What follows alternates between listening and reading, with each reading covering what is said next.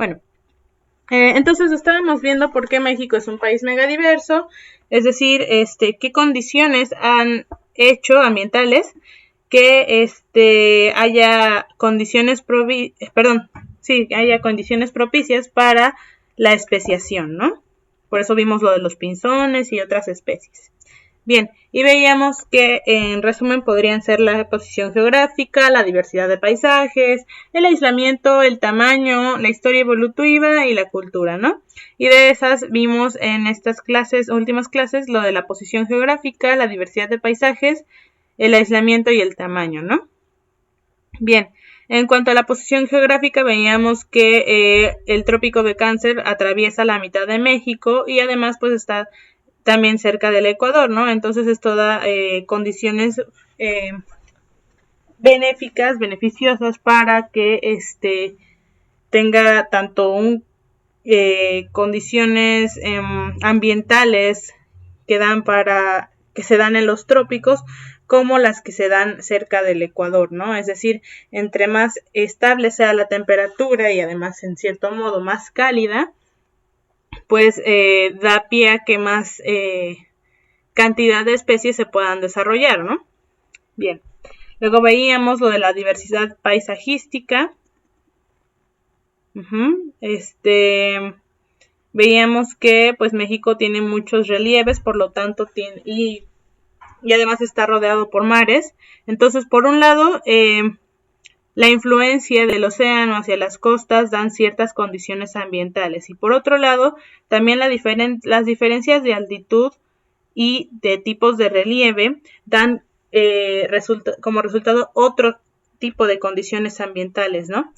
Que van desde temperatura, también tiene que ver con la precipitación, la cantidad de precipitación, tanto lo del océano como el lugar en el que se encuentra, en el trópico, como la altitud que hay, etcétera, etcétera. Entonces da diferentes condiciones, cantidades de precipitación, de lluvia al año en diferentes partes del país. Y bueno, también vemos que hay una correlación entre la forma que tiene el relieve en México con la cantidad de precipitación más o menos que hay en el país y luego también con la cantidad de climas que existen en nuestro país. Se relacionan bastante estrechamente. Veíamos esto de los patrones. También, pues bueno, con veíamos que era un mapa con climas bastante simplificado. Y aquí veíamos cómo se hacía el mosaico de climas si los subdividíamos más, ¿no? Después vimos esto del aislamiento, en donde pues hablábamos de nuestro continente, de nuestras placas tectónicas, que pues hace muchísimos millones de años, unos 250 millones de años, las placas tectónicas, la superficie terrestre, la corteza terrestre se veía de cierto modo, estaban más juntos, con el paso de los años se fueron moviendo hasta el punto en el que, por ejemplo, el continente de América del Norte y el del Sur, además de separarse del resto de los otros continentes, también se separaron entre ellos, ¿no? Y entonces lo que ahora es México, mucha parte de él estaba cubierto por agua hasta la actualidad, ¿no? Cómo fue que poco a poco, en principio sí existía, después desapareció y luego volvió a aparecer y pues con el paso de estos millones de años, también se dio pie a muchas generaciones que pasaron, lo que dio pie a varias especiaciones que en el momento en el que se fue juntando la parte de América del Norte y América del Sur, propiciaron otro tipo de interacciones, otro tipo de climas y también propició la propagación de más especies, ¿no? Y además de que se encontraran en un mismo lugar, lo que es pues México, ¿no? Actualmente. Después vimos que México ocupa el 14 lugar a nivel mundial en términos de área, de tamaño, ¿no? Veíamos pues que entonces entre los países megadiversos la mitad se encuentran con entre los países también más grandes del mundo, ¿no? Igual, de la mitad de los países más grandes del mundo, más la mitad pues se consideran megadiversos, es decir, pues entre más área hay más posibilidades de que haya más diversidad de paisajes, de climas, de condiciones ambientales y por lo tanto más diversidad de especies, ¿no? Y pues bueno, veíamos que México está en el número 13 o 14, depende de qué se tome, qué condiciones se tomen para este ranking, pero bueno, está entre los primeros 15, ¿no? De los 170 países más o menos que existen en el mundo, ¿no? Actualmente. Y pues bueno, veíamos que pues los que se encuentran también, que son los más grandes del mundo y además se encuentran cerca del Ecuador, son los que son considerados y además no son parte de un desierto, son los que son considerados como megadiversos. Es decir, están Estados Unidos, México y Brasil en América. En África está la República Democrática del Congo. En Asia está China e India, Indonesia y en Oceanía está Australia, ¿no? Bien. Ok. ¿Hasta aquí alguien tiene alguna pregunta, comentario, duda, aclaración?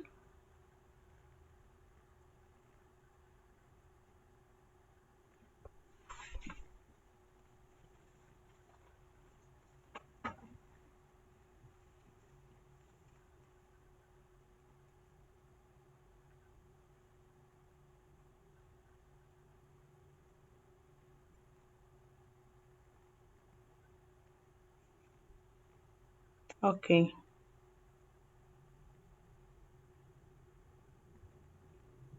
Bien, un segundito, ¿eh?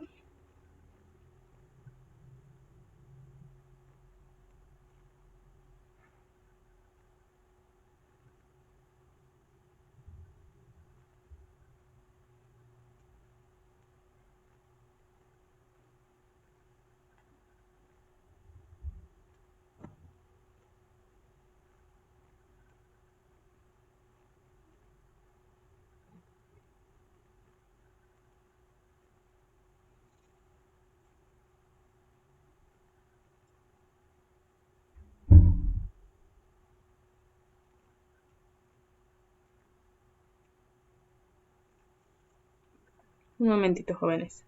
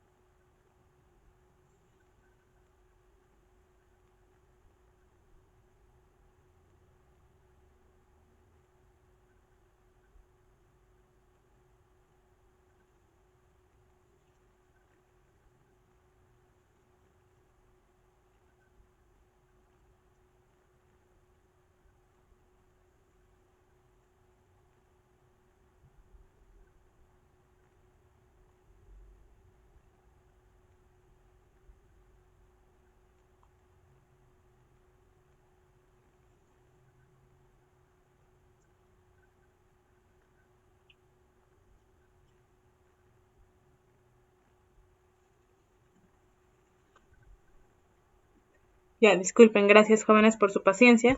Ok, bien muchachos, ahora vamos con la parte de las regiones que se encuentran convergiendo en México, que tienen que ver también pues con con la convergencia de estas placas tectónicas, ¿no?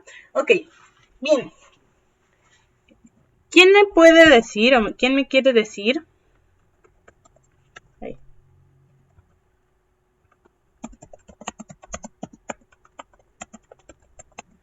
¿Qué creen? ¿A qué creen que se refieran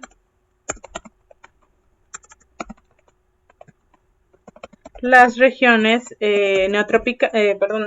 biogeográficas.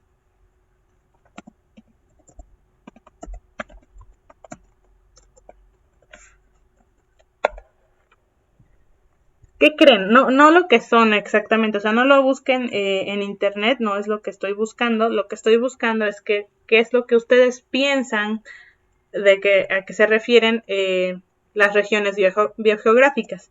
Aquí pues no hay respuestas incorrectas, solamente quiero saber a qué les suena y ya ahorita vamos a hablar del concepto como tal, ¿no?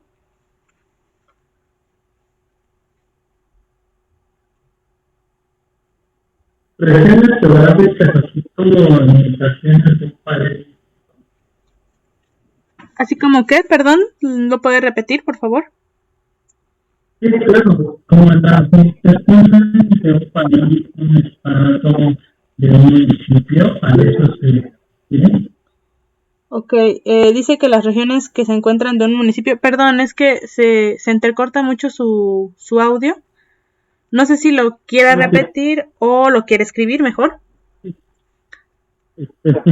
es que son, trasladando más señal. Ok.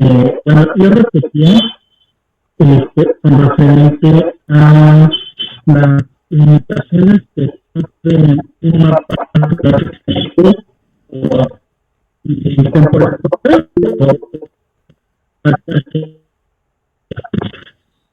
para conocer de los preguntas. Mm, híjole, Ray, por favor, ¿puede escribirlo en el chat y ahorita lo leo?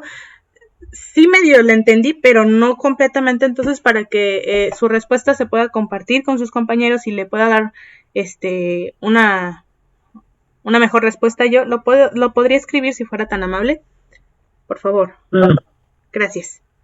Este, a ver, también está alzando la mano Denise. Adelante, Denise.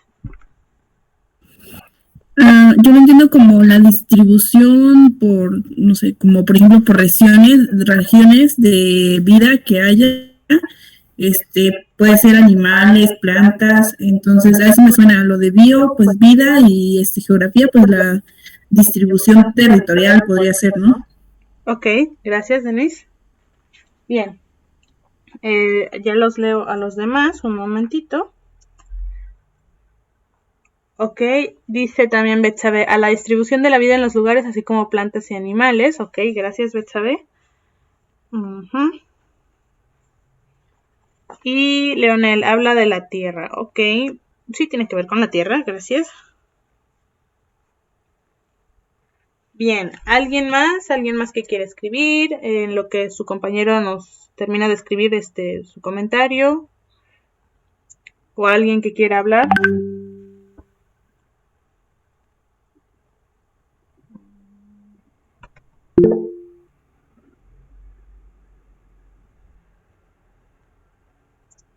Un momentito, déjenme cierro aquí el WhatsApp, que se interrumpe un poco.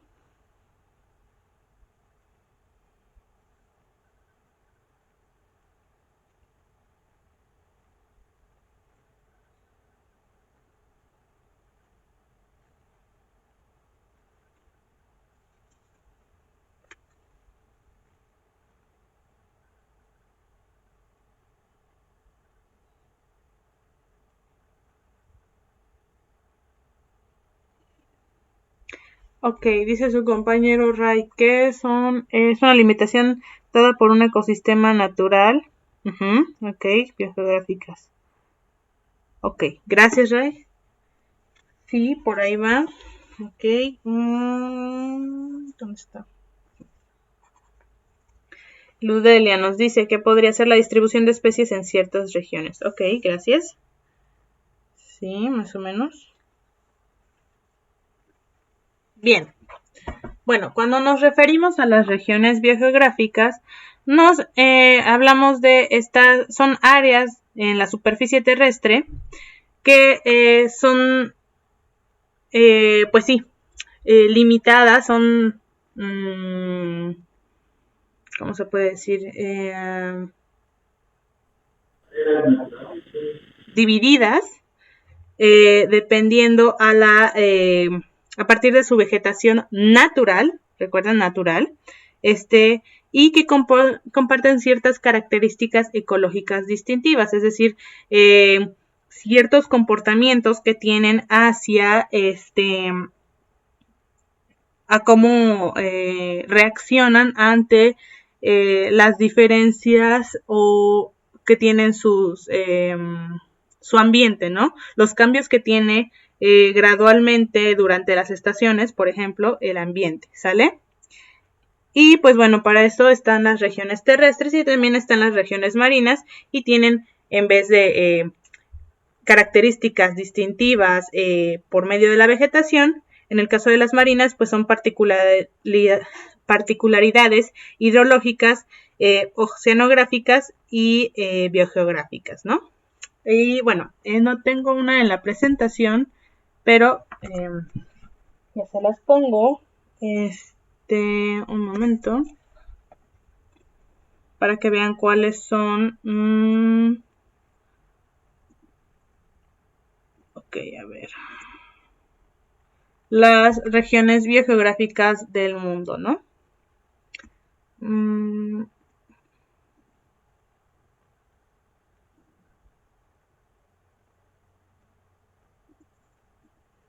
Ok, bien. Entonces, estas son las regiones biogeográficas en nuestro planeta, ¿no? Están la neártica, la neotropical, la paleártica, la afrotropical o etiópica, la indomalaya u oriental y la australiana o australasia, ¿no? Y la antártica. Y finalmente está la región oceánica, que tiene su propia, sus propias características, ¿no? Si nos damos cuenta, no son precisamente que dividan, ¿cómo se dice? Sean divididas por la placa tectónica o por continente. Si nos damos cuenta, la paleártica tiene parte de Asia, la mayor parte de Asia, tiene parte de toda Europa y tiene parte de África, ¿no? Y Medio Oriente. Perdón. La afrotropical o etiópica pues tiene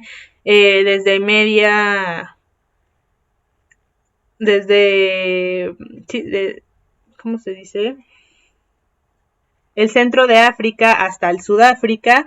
La indomalaya o oriental, pues como lo dice su nombre, ¿no? Tiene parte de Asia y también tiene un poquito de Oceanía, y la australiana o australasia también tiene parte de Asia y tiene parte de Australia, ¿no? La de Antártica pues tiene toda la Antártica y la oceánica todo el océano, ¿no?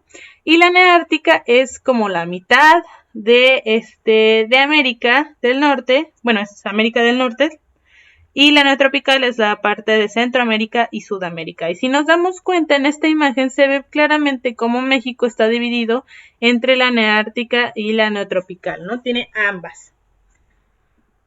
Si nos vamos aquí a este mapa, aquí ya lo podemos ver un poquito mejor. Y pues bueno, aquí tenemos la neártica y si nos damos cuenta, vamos a abrir aquí la presentación, vamos a hacer más chiquita.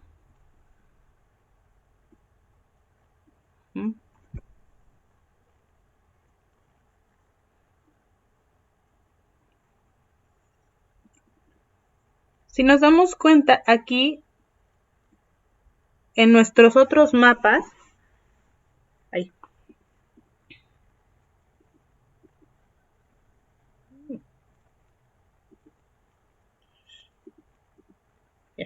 Perdón, si nos damos cuenta, nuestros mismos mapas nos dan como cierta división que sigue también este mismo patrón que está aquí, que divide la región neártica y la neotropical, ¿sale?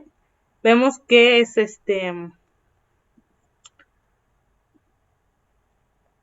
que la neártica va más o menos así, va más o menos así y así, ¿no? Y aquí está nuestro eje neovolcánico transversal, que está por la Ciudad de México, el Estado de México y Puebla. Aquí también vemos cómo va el mismo patrón, Y aquí está nuestro eje volcánico. Aquí también vemos cómo va este mismo patrón. Nuestro eje volcánico. Aquí también. Y aquí vemos cómo pues la parte del continente del norte de América y el sur de América están convergiendo, ¿no? Entonces, cuando hablamos de estas regiones, sí, tenía un mapa grande, disculpen. Hablamos de que si comparten ciertas características ecológicas dependiendo del área, entonces, también las características ecológicas convergen en esta parte, en todo México, ¿no? Más que nada en esta parte. Y bueno, aquí lo divide de diferente forma, ¿no? Como que los une más. Tienen la holoártica, que es la que junta la parte neártica y paleártica. Luego la oceánica, que bueno, sí es la que une la Indomalaria oriental con la australiana o Australasia. Luego tiene aquí ya la de la neotropical, esa sí es como la veíamos. Y también tenemos la afrotropical etíope, que la juntan con la oriental indoasiática, ¿no? Es Bien. Entonces, pues como vemos aquí en México,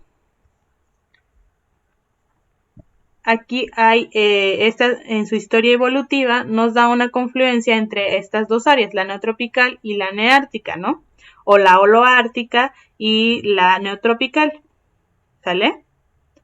Entonces, hace mucho tiempo, cuando estaban moviéndose los continentes, las placas tectónicas, como habíamos hablado al principio, ¿no? Aquí todas las especies estaban relativamente juntas, por decirlo así, evolucionaron bajo condiciones similares y tenían ciertas interacciones porque interactuaban casi todas entre todas, porque había tierra de por medio que hacía que pudieran interactuar, y conforme se fueron separando, tuvieron, como les decía, diferentes condiciones,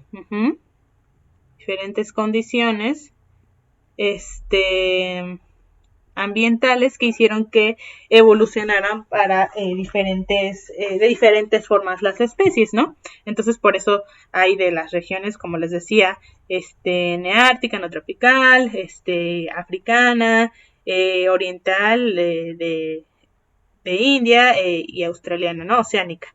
Y pues ¿cómo se dice? Las de la Antártida. Entonces, pues ya que hicieron sus propias evoluciones con diferentes características, cuando llegó nuestro planeta, nuestras placas tectónicas a estar como las conocemos ahora más o menos, y se llegaron a converger de nuevo esta parte, pues entonces las especies que se encontraban en esta parte y las que se encontraban en esta parte convergieron nuevamente, como les había comentado, ¿no? Y pues aquí está el eje neovolcánico transversal, que es un área con una alta biodiversidad, bastante importante, porque justo aquí es justo donde convergen ambas especies. Claro, sabemos que las especies, los animales en especial, pero también las plantas, etcétera, solo que ellas de manera más lenta, no nada más dicen, esta es mi área y ya no avanzo más, ¿no? Sino que al contrario, pues si se pueden esparcir más y tienen las condiciones o aguantan ciertas condiciones, pues van a seguir avanzando, ¿no? Y más los animales que tienen más facilidad de movimiento, ¿no? Las plantas por medio de la dispersión, ya sea por el viento o la tierra, o poco a poco van avanzando, ¿no? Pero los animales, tienen una forma más sencilla de moverse de un lado a otro, ¿no? Entonces, pues bueno, esto ha hecho que haya mucha más biodiversidad en nuestro país. Y pues bueno, cuando hablo de las condiciones ambientales en las que pueden vivir, nos podemos acordar de nuestro curso propedéutico, que está aquí. Voy a ver dónde lo puse.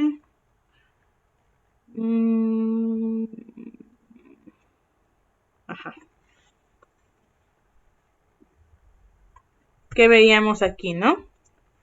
De las especies que tienen, en cuanto a individuos, ciertas zonas de máximo y de mínimo, en las que tienen un rango de tolerancia, es decir, no solamente que puedan vivir a los 36 grados, por ejemplo, en temperatura, ¿no? A los 36 grados Celsius, sino que pueden vivir de manera razonable, sin mucho estrés fisiológico, de los, no sé, de los 20 a los 40 grados Celsius, ¿no? Entonces aquí, digamos, son 20, aquí 40 y aquí 30, ¿no? Entonces esta especie puede vivir bien, no es que solamente viva bien a los 30 grados, sino que también a los 21, 22, 29 o 34, 36, ¿no? Una vez pasado este límite, la especie todavía puede sobrevivir, tal vez a veces pueda reproducirse, pero ya más bien empieza a tener un estrés fisiológico y entonces solamente se interesa por vivir, ¿no? Pero bueno, sigue existiendo en estas zonas. Las trata de evitar, pero puede existir en igual de manera, ¿no? Puede vivir en lugares donde hay más de 40 grados Celsius, las trata de evitar, casi siempre solo sobrevive, no se reproduce, pero existe, ¿no? Entonces, cuando se encuentra en estas zonas, pues tiene ciertos rangos de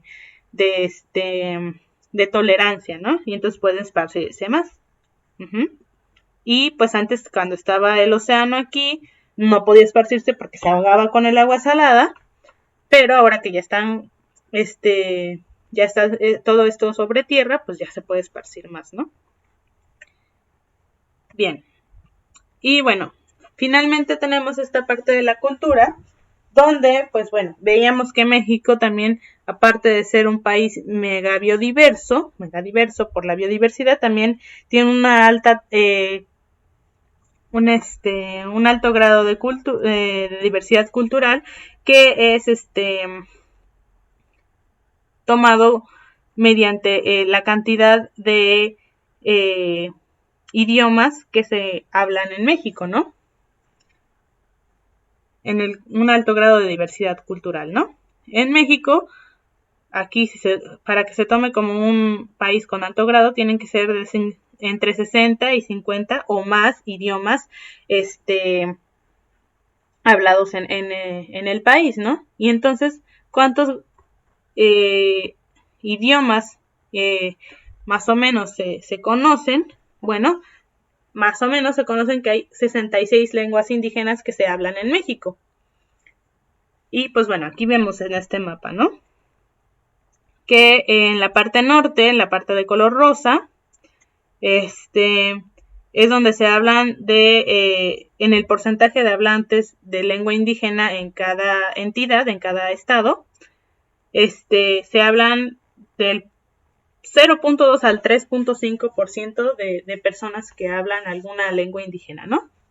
Luego nos pasamos a un poco más al centro del país, donde se hablan del 3.6 al casi 10% de población que hablan alguna lengua indígena, ¿no?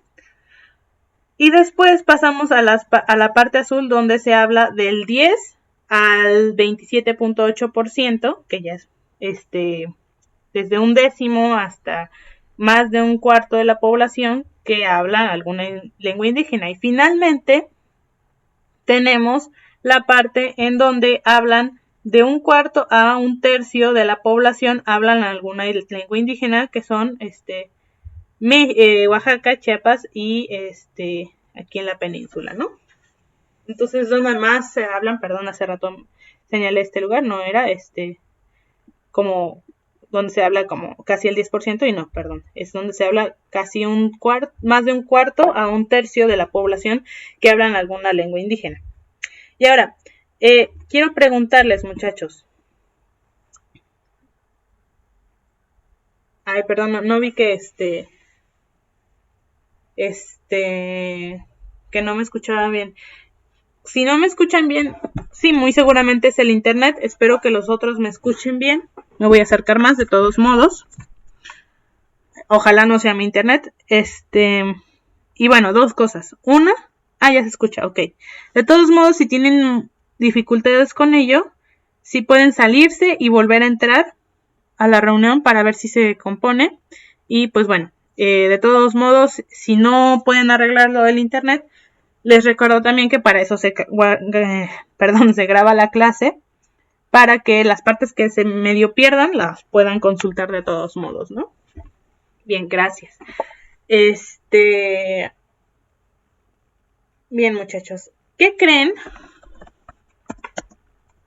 que tenga que ver que se hablen más? No, a ver, ¿qué creen que... Más bien, ¿cuál creen que sea la relación entre la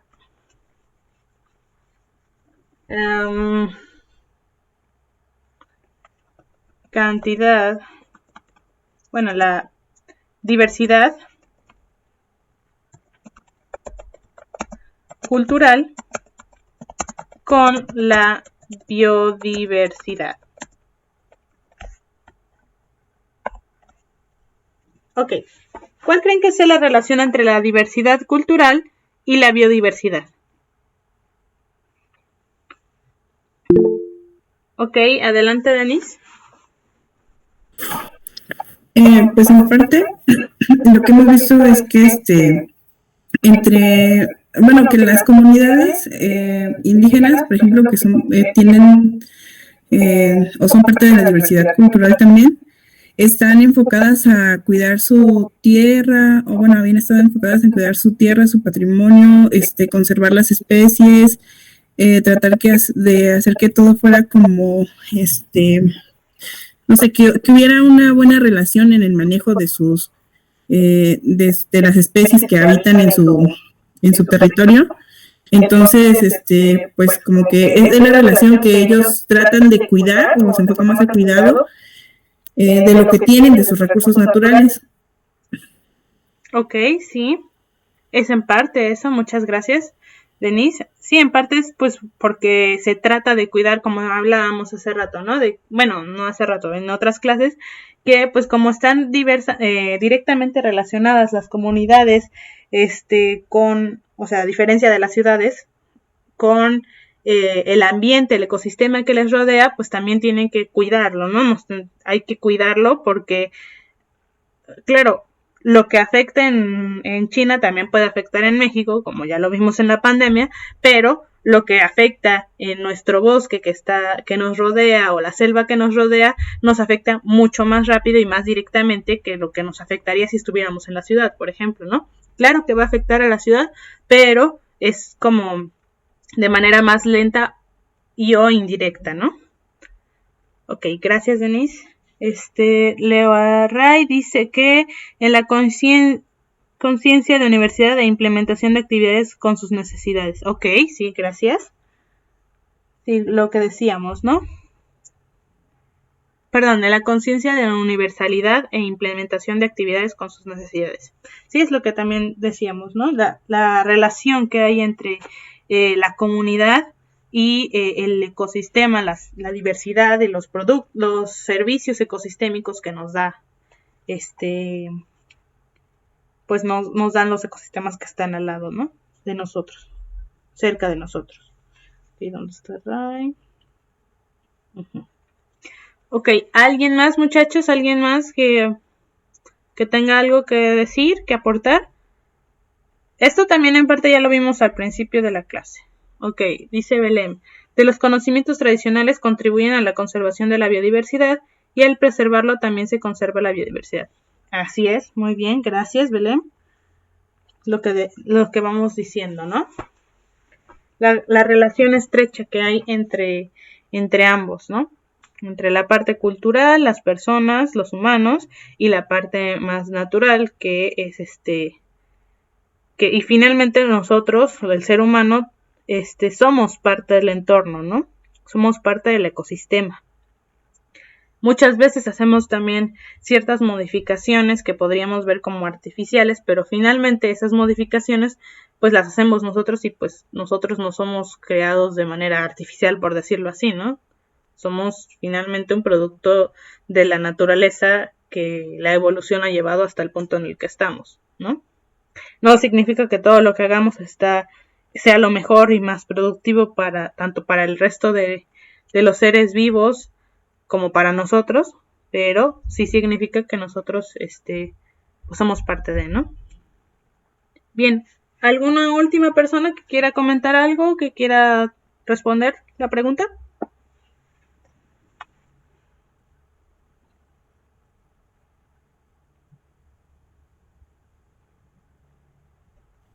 Pues nada, solamente comentar que precisamente tiene que ver con la cosmovisión que tienen, ¿no? Como pueblos, comunidades, el preservar también pues,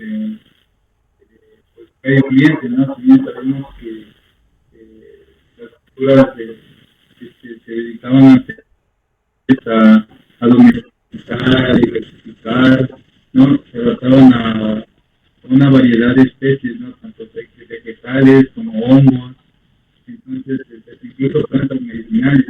Entonces todo eso pues fue transmitido pues, principalmente pues, por el lenguaje, ¿no? Y de esos significados que tienen unas palabras en un idioma pueden tergiversarse cuando se pasa al español, ¿no? Por así decirlo. La belleza del lenguaje se pierde.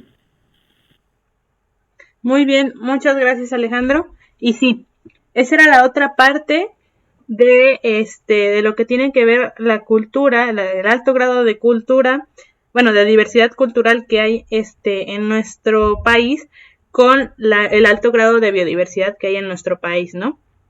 La modificación por parte del ser humano respecto a las especies que ha hecho que se diversifiquen más, ¿no?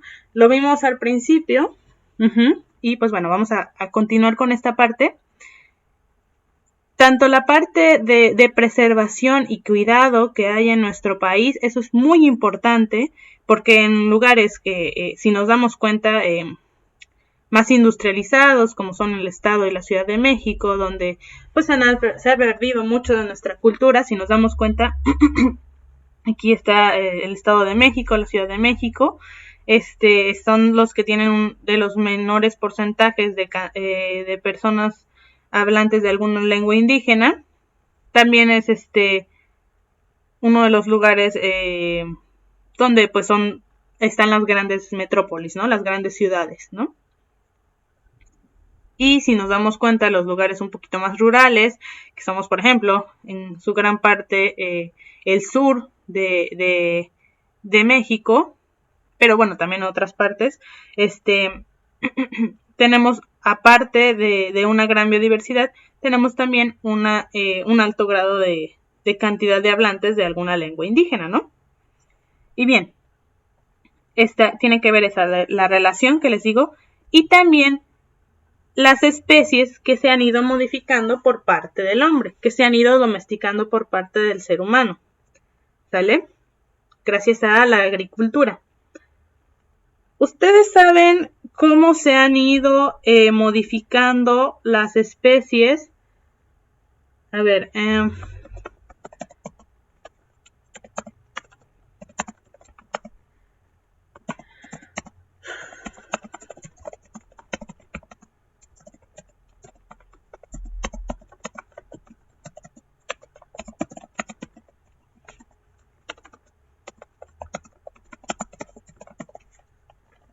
ok, ¿quién sabe algo sobre cómo se han ido modificando las especies por mano del ser humano? gracias a la acción del ser humano.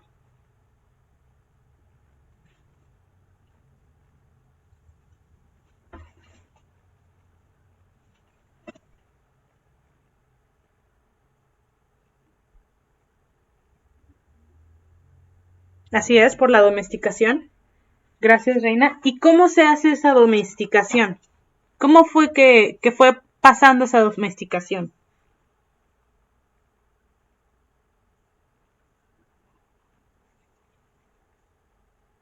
Por el cruce de una especie con otra, por ejemplo. ¿Qué otra forma ha habido de domesticación?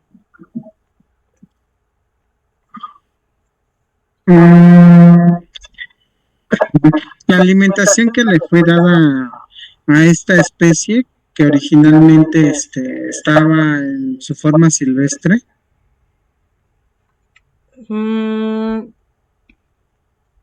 Podría ser, sí, la alimentación, los cuidados, que se le han dado. Sí, las... Adelante. De semillas, ¿no? Ajá. En los procesos igual de cuando empezaron las personas de ser cazadores, colectores, a sedentarios, ¿no? A quedarse en un solo espacio. Entonces, no sé, supongo que en algunos lugares se daban como, no sé, tal vez ciertas frutas o ciertos maíces, y pues al momento, pues no sé, tal vez de ser ingeridos, pues al momento pues, de desechar todo, pues empezaron a germinar todas esas plantas, ¿no? Entonces, pues, de ahí empezaron a ver que pues, podían domesticar y cultivar pues, algunas plantas, algunos granos, y comenzaron pues a ver que dentro de las mismas cultivos, o por así decir, plantas que nacían, habían, no sé, nosotras más grandes, más granos, y empezaron como a seleccionar todo este tipo de semillas contextas, pues, que se fueron generando pues a raíz de manera empírica. Así es, muchas gracias, Alejandro. Y sí, fueron con la selección, es decir, todo lo que ustedes dicen, ¿no? Desde que se pasó del ¿cómo se llama? Lo contrario a sedentarismo, de ser nómadas a empezar con la agricultura y con la ganadería. Esto fue gracias a que fuimos seleccionando ciertas semillas, fuimos viendo cómo podíamos reproducirlos, modificarlos, empezar a usarlos, etcétera, ¿no? Es decir, vamos a usar Paint.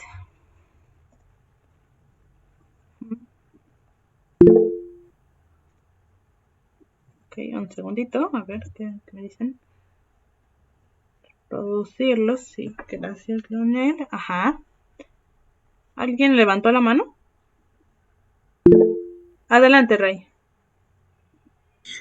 Bueno, había algo que sí está muy interesante de examinar.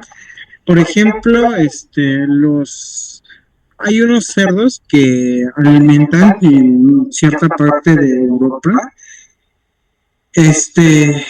y es para uso comercial, pero especializado, ¿no?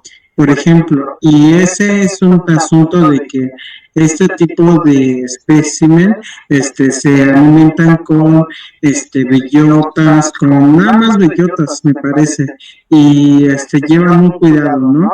Y también lo vemos en la carne Kobe, y así vemos otros aspectos, en los cuales el hombre fue interesándose más por llegar a cierta satisfacción, ¿no? Y por ese motivo, pues, muchas ocasiones fueron atendiendo esos factores en la biodiversidad. Así es. Muchas gracias, Ray. Exacto, como lo hemos venido viendo, ¿no? A ver, un segundito. El ser humano pues ha ido seleccionando qué características, también lo vimos con el ejemplo de los perros, por ejemplo, qué características son las que más le interesan reproducir, y para ello también qué es lo que más funciona para tener esas características en cuanto, por ejemplo, a la alimentación o las condiciones en general para este ser vivo. Y pues bueno, por un lado recordemos cómo funciona la evolución, ¿no? Recordemos que la evolución no existe con un propósito como tal, es decir, una jirafa, por ejemplo, se sabe que antes tenían como el tamaño de un caballo. Ay, qué feo me salió. Pero bueno, piensen que es una jirafa, ¿no? Antigua. Y entonces los árboles que existían ahí en ese entonces, eran bajitos. Y entonces la jirafa podía comérselos. Pero también había mucha competencia y había jirafas que se acababan antes el árbol y otro tipo de animales que se acababan el árbol, ¿no? Entonces, ¿qué pasó? Lo que no pasó fue que las jirafas empezaran a estirar el cuello, por ejemplo. No lo empezaron a estirar. O ay, qué fea jirafa. Pero imagínense que es una jirafa, ¿no? No empezaron a estirar el cuello y entonces sus hijos empezaron a tener cuellos más largos, ¿no? O no empezaron a decir, ay, necesito un cuello más largo, voy a crecer más, voy a tener el cuello más largo para poder tenerlo así. Es decir, si alguien, no sé, se ejercita mucho y luego tiene un hijo, su hijo no va a nacer musculoso, ¿no? Va a depender del hijo si se ejercita y es musculoso o si no se ejercita y se vuelve más gordito, ¿no? Es decir, la evolución, les digo, no ocurre con un propósito. ¿Qué es lo que ocurrió aquí? Pues lo que ocurrió fue que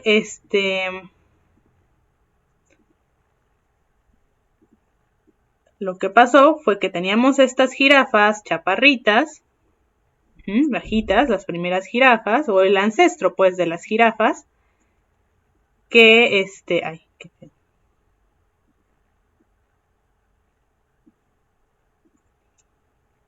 Que alcanzaban aquí, estos árboles chaparritos, ¿no?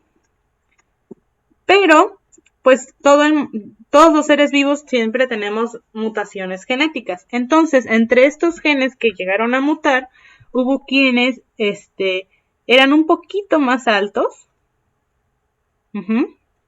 Y entonces, estos que eran un poquito más altos, tenían el cuello un poquito más largo, tenían más oportunidades de comer mucho mejor y por lo tanto de sobrevivir, porque estos bajitos nada más podían alcanzar estos árboles bajitos, pero estos que estaban más altos podían alcanzar árboles más altos y árboles bajitos. Entonces, ¿quién tenía mejor comida? Pues los que tenían el cuello más largo. Quienes no tenían tan buena comida o hasta no alcanzaban a comer porque los otros les ganaban, pues eran los de cuello bajito, ¿no? Porque además, entre mejor alimentado esté uno, más fuerza tiene, ¿no? Y entonces, en las peleas por el alimento, ganaban los que se habían alimentado mejor. Entonces, pues bueno, estos bajitos sí se seguían reproduciendo, pero quienes tenían más facilidad o oportunidad de reproducción eran estos, en parte por la selección sexual en la que pues las hembras y los machos se les seleccionan, o machos seleccionan, y además porque obviamente quienes sobrevivían eran los que sí podían reproducirse. Si se muere de hambre ya no se puede reproducir. Entonces, así poco a poco empezó a haber jirafas con cuellos más altos y llegaron las jirafas así como las conocemos, ¿no? Por medio de la evolución. No lo hicieron con un propósito, sino que las condiciones ambientales propiciaron que sobrevivieran y se pudieran reproducir más las de cuello largo. Bien, lo mismo ocurre con la evolución de las especies que hemos domesticado. A ver.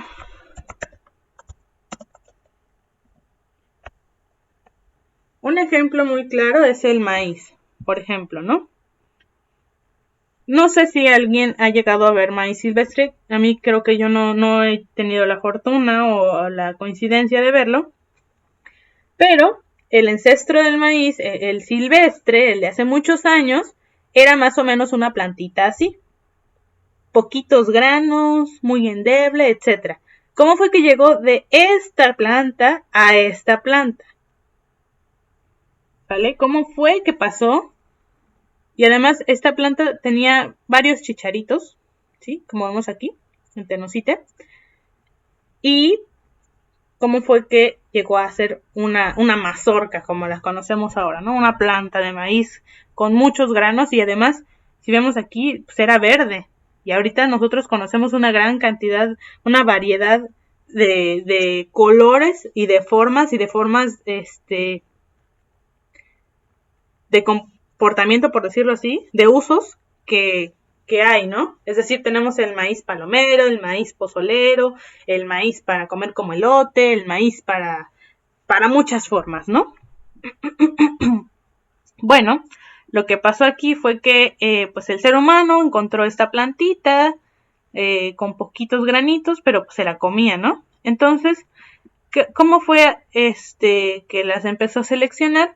Pues bueno, empezó a plantar el maíz en la tierra y entonces seleccionaba los que tuvieran más granitos, reproducía más los que tuvieran más granitos, y con el paso de las muchas generaciones, los que fueron utilizando fueron los que tenían más grano y fueron seleccionando variedades, ¿no? Decía, yo quiero este para pozole, entonces, o este grano más grueso, entonces iban seleccionando esa variedad y la reproducían. O yo quiero, como suele ser actualmente, ¿no? O yo quiero esta variedad que es de color morado, o yo quiero maíz blanco, o yo quiero maíz amarillo, y pues son las especies que más reproducimos, que tienen más éxito, y además les van dando las condiciones adecuadas para que sobrevivan, para que crezcan, y para que se reproduzcan, ¿no? Y entonces así fue como hicimos una gran variedad de especies en México, ¿no? Esa es la segunda parte de por qué qué tiene que ver la gran diversidad cultural con la gran biodiversidad que tenemos en México. Disculpen. Y bueno, entonces aquí tenemos variación genética en algunas especies de plantas. Tenemos las especies de Capsicum annuum domesticadas, es decir, de las especies de chiles. Y pues México es conocido como un gran domesticador del chile, ¿no? Tenemos chiles que pican, que no pican, que pican más o menos, que pican poquito, que solo dan sabor, otros que saben dulces, que tienen poquitas semillas, que tienen menos, etcétera, etcétera, ¿no? Y aquí tenemos la gran variedad de chiles que tenemos en México, que son originarias de México, ¿no? Y es más, del mismo sabor y de las mismas funciones para que los usamos al momento de cocinar, hay además diferentes colores, ¿no? Diferentes variedades, rojos, verdes, amarillos, naranjas, casi negros, los usamos secos, los usamos hidratados, etcétera, etcétera, ¿no? Luego tenemos aquí las mazorcas que muestran el resultado de la selección artificial entre diferentes maíces mexicanos. Aquí volvemos a ver el maíz silvestre. Estas imágenes son carteles sacadas de Conavio. Si las buscan en la página de Conavio, creo que también las pueden encontrar en mejor calidad. Y pues impresas también se pueden comprar, eso sí. Bien.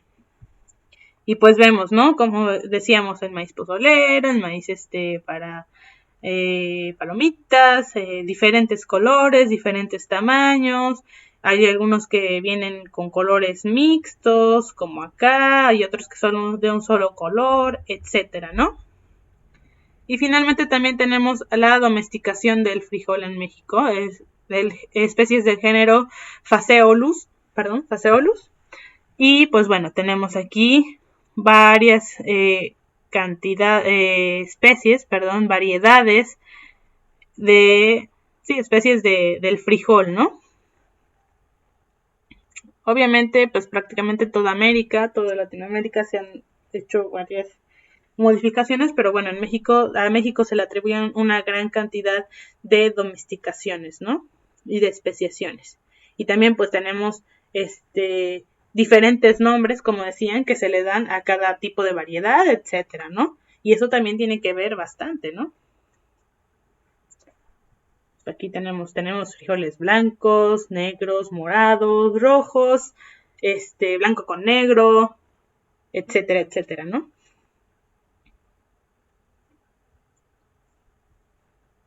Bien. Creí que no, íbamos a acabar. Ok. Bien, entonces todas estas condiciones nos dan pie a que tengamos varias ecorregiones marinas y terrestres, ¿no? Tenemos las ecorregiones marinas, porque además, como hablábamos, México no solamente es la parte continental, la parte terrestre, sino que tenemos varias aguas mexicanas, y que son las del Golfo de México del Norte, Golfo del México del Sur, el Mar Caribe, el Pacífico Transnacional de Monterrey, Pacífico Sudcaliforniano, el Golfo de California y el Pacífico Transnacional Mexicano y el Pacífico Centroamericano. Y todas estas regiones tienen diferentes condiciones ambientales, ya sea en la temperatura, en las corrientes marinas, la cantidad de sedimento y también los desechos que les llegan, por ejemplo, etcétera, etcétera, ¿no? Y también diferentes profundidades, también dependiendo de esto son los diferentes climas, etcétera. Y también las diferentes especies que se encuentran en ellos. Luego aquí tenemos las regiones terrestres, las ecorregiones, terrestres de nivel 1, donde tenemos la California mediterránea, que es esta de color azul, y vemos algunas islas con estas condiciones. Recordemos, las ecorregiones pues vienen con sus climas diferentes, su cantidad de precipitación diferente, cierto tipo de vegetación y por lo tanto otro tipo de especies que se encuentran ahí, ¿no? Muchas veces, como les decía, el clima es lo que propicia el tipo de vegetación y por lo tanto el tipo de animales y otros seres vivos que se encuentran ahí, ¿no? La vegetación es muy importante. Luego tenemos los desiertos de América del Norte, aquí y aquí. Luego las elevaciones semiáridas meridionales, aquí más o menos en el centro y norte del país. Las grandes planicies acá, que tienen otras condiciones. Las selvas cálido húmedas, que son aquí en parte, una parte pequeña, y más que nada la gran parte aquí. Si nos damos cuenta, Oaxaca tiene parte de estas selvas húmedas. Las selvas cálido secas, que ya es toda esta costilla y parte de esto, y aquí. Y las sierras templadas, ¿no? Donde se suelen encontrar los bosques, ¿no? Y bien, entonces tenemos 7 ecorregiones principales. Entonces, como vimos, México es el segundo país del mundo con más diversidad de ecosistemas. Solo China tiene más variedad de ecosistemas. Y eso por su tamaño, ¿no? Entonces las ecorregiones dan pie también a los ecosistemas que se encuentran. Y pues los principales ecosistemas son el matorral, los bosques templados, las selvas secas, las selvas húmedas, el pastizal, bosques nublados, el manglar y los cuerpos de agua, ¿no? Esto es esa parte. Entonces, si vemos aquí, además de que en México somos de los que tienen mayor cantidad de ecosistemas, también si nos damos cuenta aquí están súper mezclados, ¿no? Me parece que en China son mucho más homogéneos, al igual que en países de Sudamérica. Y aquí, pues gracias a las diferentes condiciones que hay en nuestro país, muy relacionadas con el relieve y la pluvialidad, pues nos dan diferentes, nos dan mosaicos muy mixtos, ¿no? Es decir, están súper mezclados, ¿no? Muy mezclados entre ellos los ecosistemas. Bien, y pues bueno, aquí podemos ver algunos ejemplos. Tenemos el bosque mesófilo de montaña, algunos de los ejemplares de aves que hay en ellos. También se le conoce como bosque de niebla. Aquí pues, tiene en la presentación en PowerPoint hay un audio, pero aquí ahorita no se puede poner. Pero bueno, si vemos pues aquí en el bosque mesófilo, es muy característico de ellos la niebla, como lo dice su nombre, el bosque de niebla, y la cantidad de, aquí, si nos acercamos más, de epífitas, de plantas que crecen encima de los árboles, ¿sale? Si vemos aquí también tenemos aquí que es níquel. Tenemos aquí varias briofitas, piñitas, etcétera, ¿no? Casi no tengo pila. Luego tenemos el bosque de coníferas, el cual no tiene tanta niebla, es un poquito más seco, más frío. Y bueno, tenemos todas estas especies, ¿no? El águila, el puma, el venado, cola blanca, el armadillo, entre otras, ¿no? También tenemos las mariposas, etcétera. Y los árboles suelen ser un poquito más altos. Y a pesar de que sí hay presencia de líquen,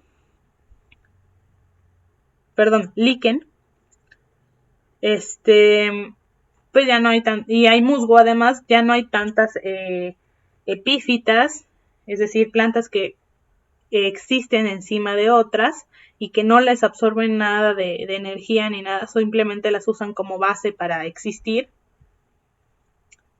Luego tenemos el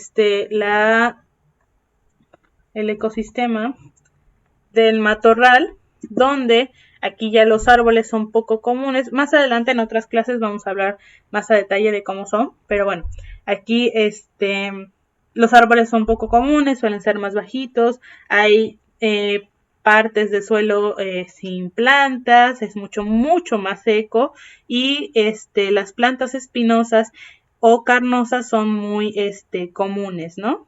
Cactus, crasuláceas, y matorrales en general, ¿no? Y bueno, aquí ya se ven otro tipo de fauna, ¿no? Tortugas, coyotes, etcétera.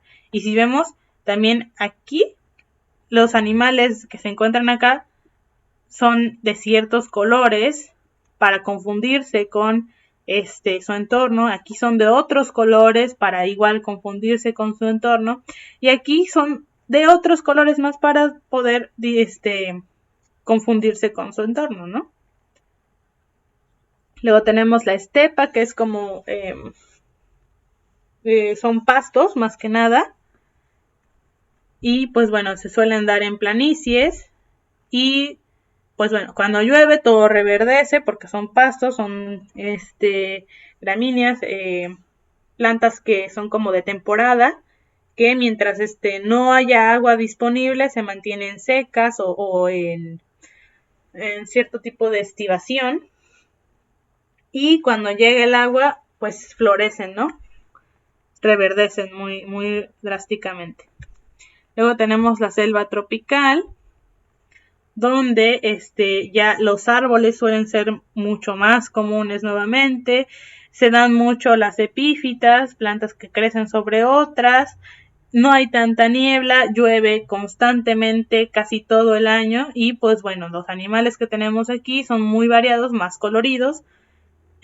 Y entre ellos pues tenemos el mono aullador, iguanas, guacamayas, el tapir centroamericano, los cuatíes, los osos hormigueros y el mono araña, ¿no? Entre otros muchos más. Luego tenemos la selva seca, que igual es famosa por sus árboles, tiene gran cantidad de árboles, sigue lloviendo, pero también tiene una parte del año en la que casi no llueve, ¿no? Entonces, en estas temporadas los árboles suelen perder sus hojas. Aquí nunca pierden sus hojas, igual en el matorral casi nunca pierden sus hojas, tal vez algunos matorrales, pero pues de hecho casi la mitad de las especies no tiene hojas, ¿no? Son de tallos carnosos. Bien,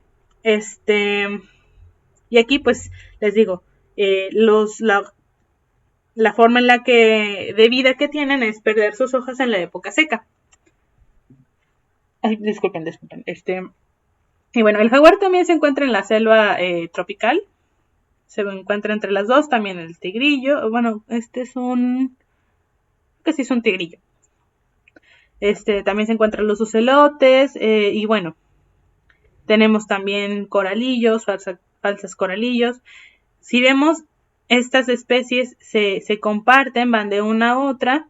El mono aullador se encuentra así más que, el aullador y el araña se encuentran más que nada en la tropical por el tipo de alimento que tienen.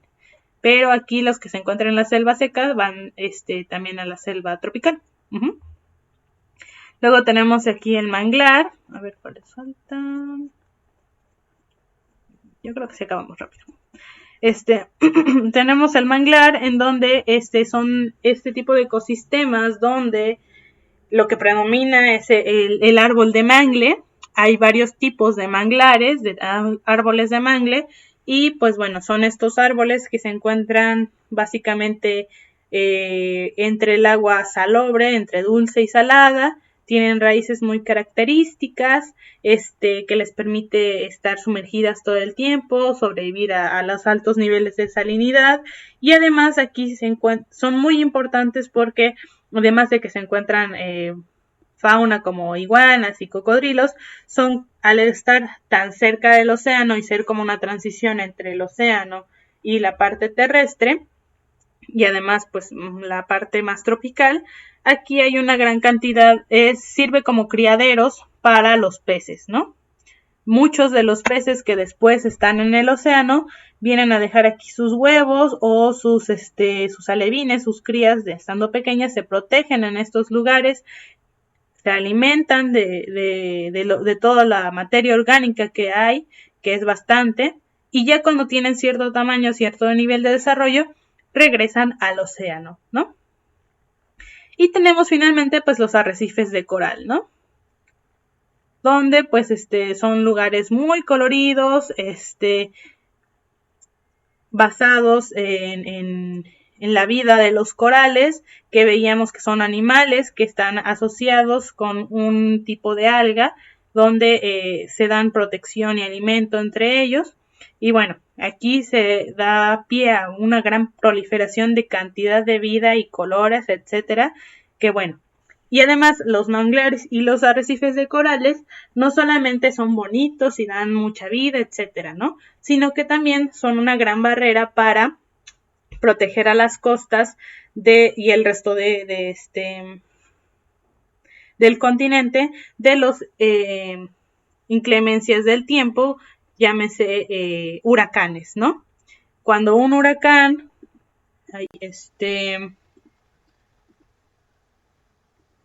viene a una costa, digamos aquí, vamos a ponerlo de este color y aquí de este color, ¿no? Viene en el océano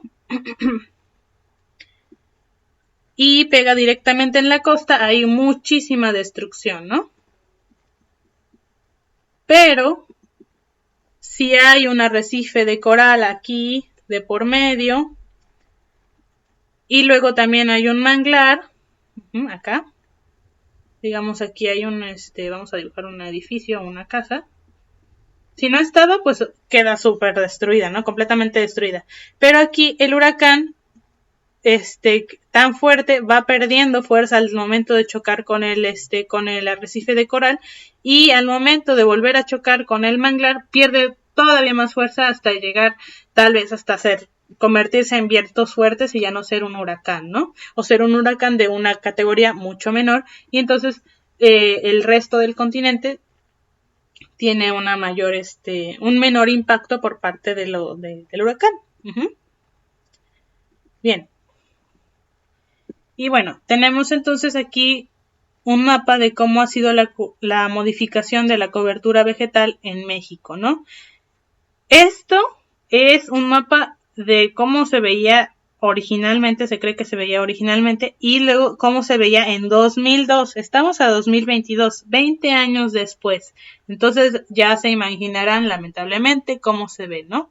Pero bueno, entonces se veían grandes extensiones de bosques de coníferas y encinos, de bosque mesófilo de montaña, selva húmeda, vegetación hidrófila, es decir que aguanta grandes cantidades de agua, selva subhúmeda, matorral xerófilo, pastizal natural y vegetación hipsófila y helófila. Estas son las plantas que aguantan grandes cantidades de sal en el agua que consumen. Y bueno, así veíamos, ¿no? Bastante. Y aquí en el 2002 ya entraban las zonas urbanas y de asentamientos humanos, rompiendo los patrones. La zona agrícola y pecuaria y forestal, igual. La zona sin vegetación aparente. Y bueno, también tenemos aquí los manglares en chiquitos, suelen estar solo en las costas, y otros tipos de vegetación, ¿no? Y si vemos aquí, el mosaico se ha diversificado más y se han roto varias partes de cómo se veían los ecosistemas originalmente. Y aquí más que nada el problema es que las especies ya no pueden tener tanta comunicación, ya no hay tanta diversidad entre ellos y llega a un declive de la biodiversidad, ¿no? Bien, ok. Y pues bueno, vemos aquí cuál es finalmente la extensión que hay de los principales ecosistemas de nuestro país. El 8% de la superficie de nuestro país es un bosque de pino, también el otro 8% es bosque de encino, el 1% solamente es de un bosque nublado, el 8% de selvas secas, 8% de selvas húmedas y el 0.5% de manglares, ¿sale? Entonces, todo esto es lo que le da soporte o mayor soporte a nuestro país en